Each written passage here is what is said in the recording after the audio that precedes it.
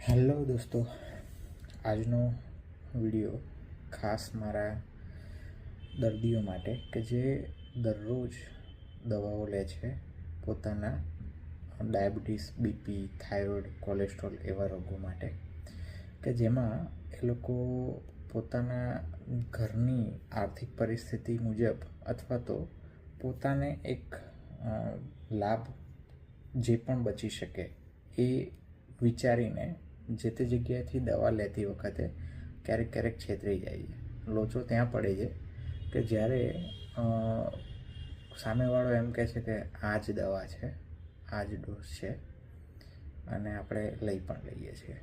મારી સાથે હમણાં રિસન્ટલી બે બહુ એવા કિસ્સા બન્યા કે જેમાં એક દર્દીને ઇન્સ્યુલિન ચાલતું હતું. હવે ઇન્સ્યુલિનમાં પણ અલગ અલગ પ્રકારના ઇન્સ્યુલિન હોય છે.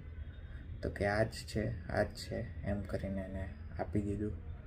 1.5 વર્ષ પછી એને ખ્યાલ આવ્યો કે આ ઇન્સ્યુલિન નહોતું, આ બીજું ઇન્સ્યુલિન છે.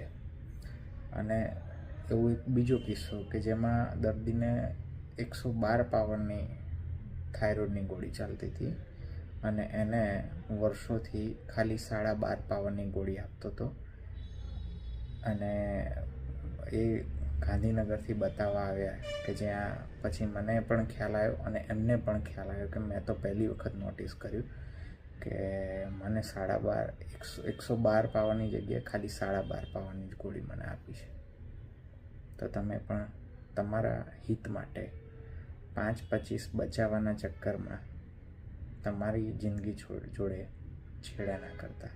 Thank you.